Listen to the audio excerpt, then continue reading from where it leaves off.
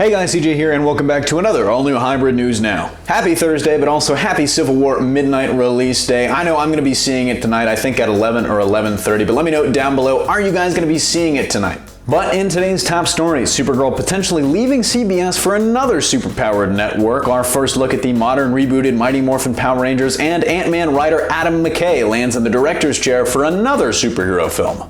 And today we'll start on the small screen, and the topic of discussion is Supergirl's renewal. At first, Supergirl seemed to have found an audience, enjoying a 3.1 Nielsen rating and 13 million viewers for the premiere, but things didn't stay that way. The show lost more than half that amount of viewers over the course of the season, and when you add in the fact that CBS is paying Warner Brothers more than $3 million in licensing fees every episode, you can see why some of the studio are really hesitant to renew the show for a second season. But for you Supergirl fans out there, don't be alarmed yet. You shouldn't start worrying about losing the show because there is another way. According to the Wrap, some at CBS have begun realistically talking about shoving the show off to the CW. And hold on, before you chunk this up as rumor and speculation, it's actually way more likely than you think, seeing as the CW is actually operated as a joint venture between CBS and Warner Brothers. But what would that mean for the show? Unfortunately, some pretty massive budget cuts. And maybe that's why people around the show have been slapping down rumors about a CW move. But here at the Hybrid Network, we'll keep you updated as new information comes along.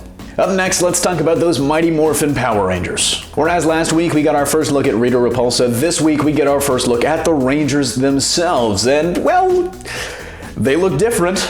To borrow a line from Grace Randolph, I think Marvel should be calling their lawyers right about now, because this definitely, you can see a little bit of Iron Man inspiration, but regardless, they're definitely more armored up this time around. And if you're wondering why, let's check out a quote from production designer Andrew Menzies. "Ours is an alien costume that grows on them. That's not man-made. You can't win everyone over, but we are trying to appeal to a more mature audience and gain new fans." Well, it's definitely not the classic lycra or spandex, but honestly, I'm okay with that. We knew this reboot was going to be gritty from the get-go, and this is definitely in line with that expectation. Honestly, I'm still not excited for the reboot, but I do like the suits. But if there are any hardcore Power Rangers fans out there, let me know in the comments section down below, what do you think of these suits, Rita Repulsa's look, and are you even excited for this Power Rangers reboot at all? And in our last story today, a new superhero is making his way to the screen very, very soon, and he'll be directed by Ant-Man writer Adam McKay, but it's not from Marvel or DC. Yep, that's because Fox is currently working on an adaptation of Mark Waid and Boom Studios' comic Irredeemable, which follows a group of superheroes known as the Paradigm.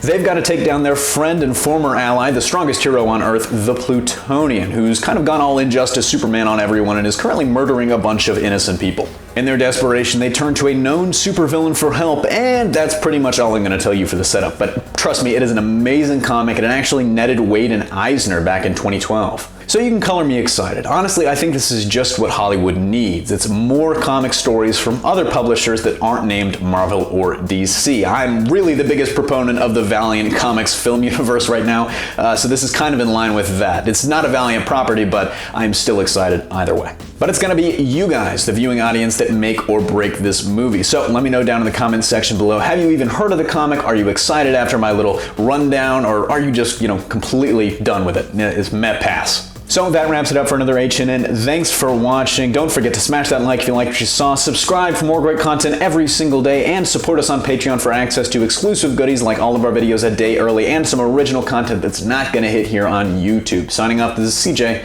and I'll check you next time.